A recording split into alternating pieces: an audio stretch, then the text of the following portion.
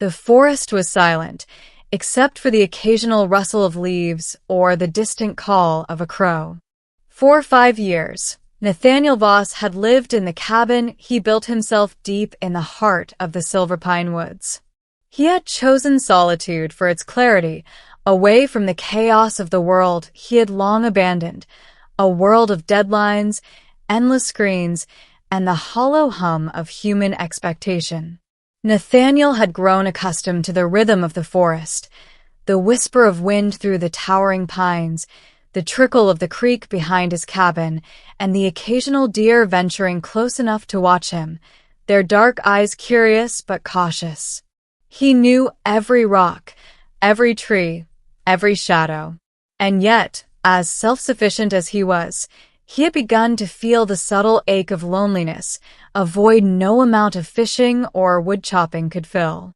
It was during one particularly crisp morning, with frost still clinging to the needles, that Nathaniel first sensed a presence that did not belong. At first, it was just a flicker in the corner of his vision, movement between the trees that vanished when he looked directly. He dismissed it as a trick of sunlight through the branches, or the mind's way of betraying solitude. But over the next several days, the sensation intensified. He would hear the faintest rustle, the snap of a twig, always from the same direction, a clearing beyond the northern slope, where the forest grew denser and older. Nathaniel began to notice other anomalies. His supplies, left untouched, seemed to shift slightly when he returned from trips into the woods. Footprints appeared near the cabin, small, humanoid, but not human. They vanished as soon as he approached, leaving no trace beyond the impression in the earth. Then, one evening, as the sun dipped behind the horizon, painting the sky in bruised oranges and purples, he saw her. She emerged from the shadows between two ancient oaks, her form lit by the last threads of daylight. Nathaniel froze, heart pounding, as he took in the impossible sight. A woman, undeniably humanoid, yet not human. Her skin shimmered faintly, iridescent, as though tiny galaxies danced beneath the surface. Her eyes, larger than any human's, glowed a soft silver, reflecting the twilight. Hair like liquid night fell around her shoulders, moving as if stirred by a wind that existed only around her. She was beautiful, terrifying, and alien all at once. Nathaniel's instinct was to run, but his feet felt rooted to the frozen earth. She raised a slender hand, not in aggression, but in a gesture of greeting. A strange, melodic hum emanated from her lips, a sound that seemed to vibrate not through the air, but through his bones. I don't understand, he whispered, his voice cracking. She tilted her head, eyes studying him with a quiet intelligence. Then, in a voice that was soft yet somehow echoed inside his mind rather than through his ears, she spoke. You aren't alone. Nathaniel's skin prickled. The sound was in his mind. Yes. I live here. Why are you here? The alien woman's gaze softened, and she stepped closer, though cautiously, never breaking the invisible line she seemed unwilling to cross. I watch. I learn. You interest me.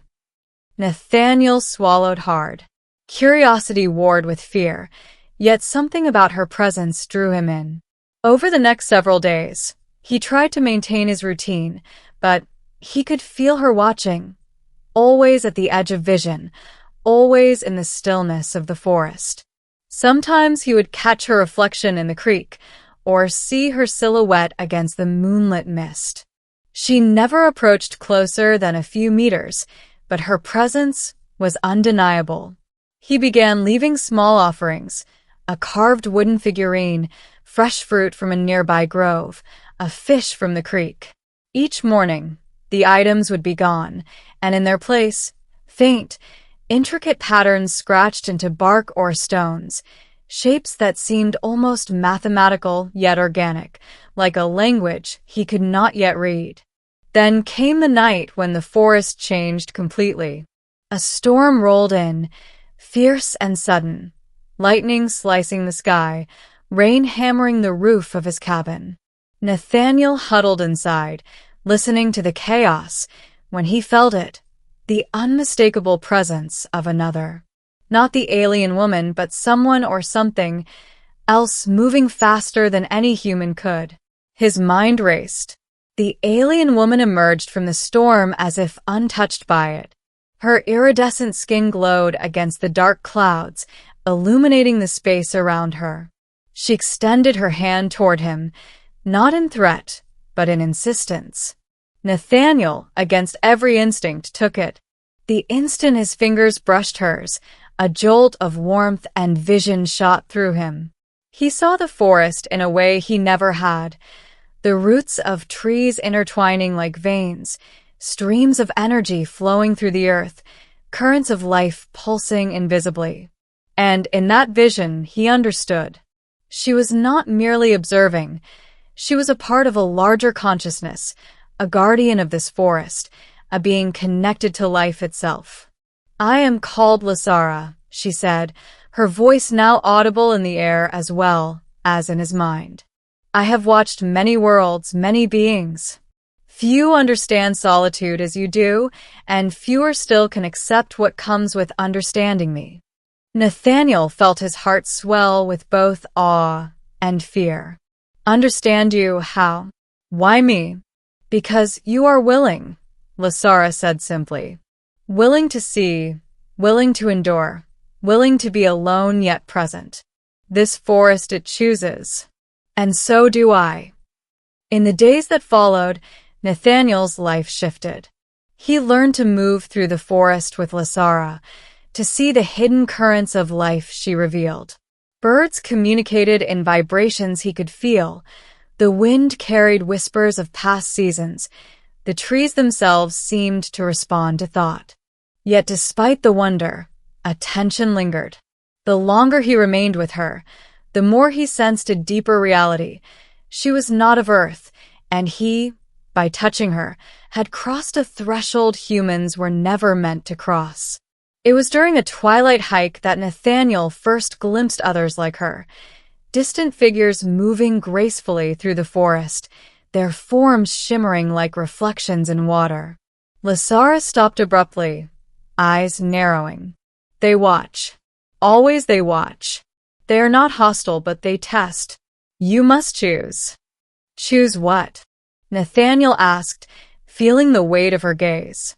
"To remain human, limited, bound to this planet, or to embrace what you have glimpsed and follow me beyond." Nathaniel's mind raced. Beyond? Could he leave his life, his body, his world for something he did not understand? The forest had become home, but the pull of the unknown was irresistible. Days passed. Each evening, Lasara would approach, and each evening, Nathaniel's resolve weakened.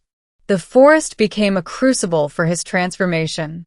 He began to sense the patterns Lasara traced in the air, the energy that pulsed through the earth and sky. He was no longer merely a man. He was a participant in a consciousness larger than his own, a witness to the fabric of life itself.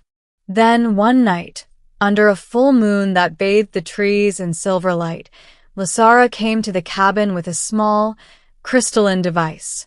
She held it out to him. "This will carry your essence," she explained. "A bridge. One step, and you may come with me. Refuse, and you return to solitude. Forever." Nathaniel hesitated. Memories of his past life tugged at him, the warmth of family, the pull of the wider world.